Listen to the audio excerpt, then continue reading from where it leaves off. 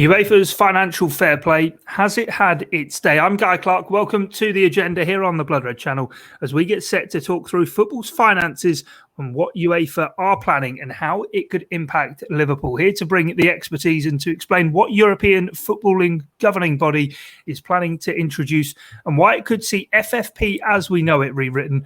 We have the Echo's Business of Football writer Dave Powell. And Dave, before we go any further in terms of talks that UEFA are planning and with the Premier League and the like, I think a lot of people are sort of scratching their heads wondering where we even are with FFP, because there's talk for this season it's null and void, it's not a thing, but it still is, isn't it? Clubs do still have to be accounting for it. There is, yeah, but there's been an element of relaxation in the rules, so to account for the huge COVID losses placed on football clubs, because previously it was up to kind of 30 million euros in terms of if you could have those losses covered by an owner. But now the argument would be from clubs is that the losses from COVID couldn't have been accounted for previously. So there needs to be some element of kind of wriggle room in that respect, which they've been given.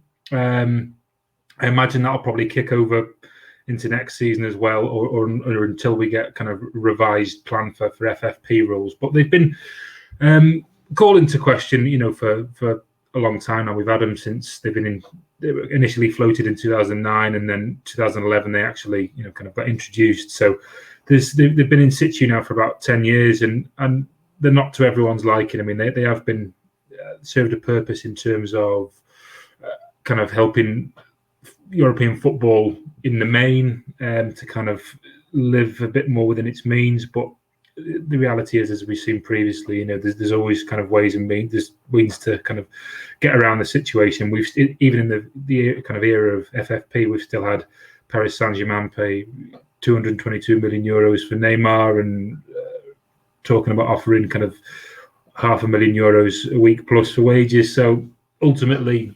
there is obviously there's some work to be done around it before it is a model which kind of works for everyone, which I don't think it ever will be.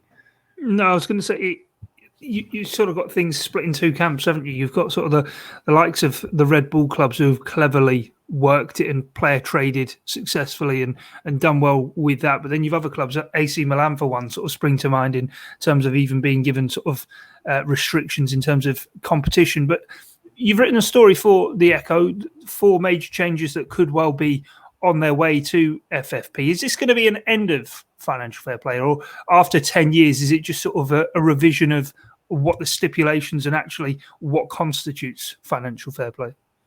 Well, I think it's important to point out at the start that UEFA have kind of said that they haven't explicitly said, certainly as of today, that they will be making changes. But I think their language and what they said kind of today was rule changes may happen, which is what I think we'll see happen. I don't think there'll be an abolishment of financial fair play and it become like the Wild West, because I don't think that works for, it doesn't work for everyone, and it'll, kind of rub a lot of people up the wrong way. So I think what we will see is more subtle changes to the rules, maybe. I mean, looking at some of the points which they're thinking of changing or have been rumoured to be thinking of changing, they're not huge sweeping changes, but they are changes which may appease kind of both camps. So there's an element of a bit more freedom of spending for football clubs. So those who are, because I think the feeling was that the ladder had almost been pulled up and the trapdoor closed behind the big six because of financial fair play, because when it was introduced, that gap was already there, and all it's done is serve to widen that gap and kind of take out the element of competitiveness for the teams below. I mean, Everton fall among that. You see what Farhad Moshiri has looked to spend since he's been at Everton, and that's simply it's almost a standstill because of the increased revenue streams from the clubs above them. So there's an element of them needing to address that and maybe giving football clubs a little bit more freedom to spend and not be so regimented in terms of having to only spend what comes in through the door. But also to the benefit of the bigger clubs, is that obviously when we had the Manchester City's ban a couple of years ago, which was overturned, a lot of that centred around that was kind of a competitive sanction, which doesn't go down well, because ultimately that serves to be both a competitive sanction and an economic sanction, because the loss of revenues from playing in Europe is vast. So I think there may be a change of tact in terms of that just being an economic sanction handed down from UEFA in terms of a hefty fine. Because the problem they had with competitive sanctions, no one went through with it, but if that would have gone through, I mean, I know Manchester City have hugely wealthy owners, but if you were talking in terms of a Liverpool or a Tottenham, I mean, it could have been hugely detrimental a couple of years out of European competition, for the pure reason that all the commercial deals that they have are all linked to kind of European competition, broadcast revenues, prize money. So it just, the punishment probably, outweighed the crime in some respect. But something interesting which would probably pique the interest of FSG at Liverpool would be the potential for a salary cap. Now, obviously, in the States, they run the Boston Red Sox and they operate within a salary cap, as do all other major American sports leagues. That's how they kind of maintain an element of parity in competition throughout the franchises. But also in American sport, there is no promotion or relegation. So there is that element of guaranteed kind of income and kind of security over costs. But what that does for someone like FSG, notoriously, they create a profitable business and they want it to remain even more profitable, is that a salary cap would mean that while they might not be change their transfer spending anyway, what they might do is it at least mean that they don't fall so far behind Manchester City and Chelsea's in terms of being able to pay the wages for players. So it depends what the ceiling is, I suppose, because the idea was to adopt kind of a luxury tax, which they operate in North American sport, whereby if you go over it once, you're penalised. Twice, the fine gets heavier. Third time, heavier again, and the sanctions get more and more severe the more you kind of break through that luxury tax barrier. So it's not a hard cap as such, but it is kind of it does come with a caveat of if you kind of breach that, then you're going to be incurring heavy fines. So not so much the sweeping changes that I think will just hugely change the dynamic, but kind of more changes which UEFA might be thinking that benefit both clubs trying to be competitive with the top six and also the clubs who are aiming to try and stay there. So transfer fees, for example, within that would maybe be able to remain inflated and high, but as you say, it would be more down to the accounting on the salary cap of ensuring you're sort of underneath that. Is that right? Yeah, it could well be, and there may be the ability to spend through kind of more through transfer fees may well be relaxed in terms of being able to allow sponsors to help out in that respect in a way to get around it. I mean, because if the sponsors are willing to front that and guarantee that, then the whole point of FFP in the first place was to first and foremost to ensure that clubs didn't spend so recklessly or risk kind of not being in existence, and that was ultimately to what it was, and then after that it's to kind of ensure that an element of competition remains throughout Europe's big leagues, but that could be a way that they see that clubs might be able to exploit that slightly, that sponsors may be able to pay a percentage towards a transfer fee or through other commercial activities. So that might be a relaxation of the rules in some respect, but quite what the kind of the ins and outs of it all will be, I mean, it will kind of make itself known in the coming weeks, I expect. So a Nike super club with LeBron James funding Kylian Mbappe, that's what you're telling us, is it? Well, that's clearly what Liverpool fans would like, and I think it's clearly what John Henry would like as well. Yeah, definitely. There's no, it's not beyond the realms of possibility to see a more kind of invasive approach from sponsors in terms of signing players. I mean, earlier on this year there was the potential floated for involving Cristiano Ronaldo and some noises that kind of Chevrolet would have played some kind of part in a deal to bring Ronaldo there. Ultimately, obviously, it turns out to be complete jackanori because Chevrolet aren't even United's principal partners moving forward. But that type of thing has been floated before, and I imagine that if the door does open for that type of thing for FFP or a reformed FFP, I imagine that it'll happen again. Yeah, it'd be very interesting to see then maybe how that one may play out. You already referenced it a bit before, but how much of this sort of rule change and tweaking that might well happen with financial fair play has been brought on by the likes of PSG and certainly Manchester City with that CAS appeal that they had lodged through the course of the summer?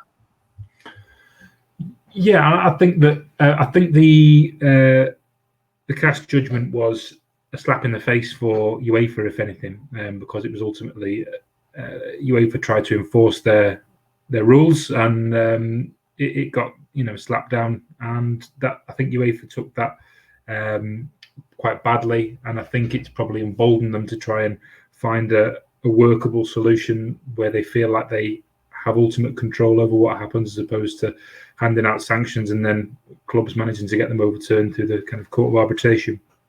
But there will be a concern that, Michel Platini all those years ago, didn't he, alluded to kind of a big problem being financial doping in effect. And while, yes, Manchester City spent a lot of money, I think there's also an element, the most successful thing that they've done is double up excellent players in positions, as opposed to just signing the world's best players. It's but I think in PSG's case, it's almost slightly different than Manchester City's. I mean, there seems to be a strategy at City, and they've been very sensible, and they've been able to, but they have a core of players that they carry with them. But the PSG strategy, especially in a league where the market value isn't anywhere near as high as the Premier League, League One is still one of Europe's top leagues, but it falls so far behind the Bundesliga and La Liga. But still, PSG are able to manage to nail down the likes of Mbappe if he remains there, and Neymar to that. But their kind of cost compared to the rest of the PSG squad outstrips it massively. So they'll be thinking, what kind of precedent does this set? They've probably been helped almost by the fact that Real Madrid and Barcelona have almost removed themselves from that conversation for the short term, at least, while they try and count the cost of COVID more than others. But ultimately, when everyone kind of gets their ducks in a row, UEFA will have to have something in place which is workable and also enforceable, because ultimately the FFP, as they found previously, it wasn't.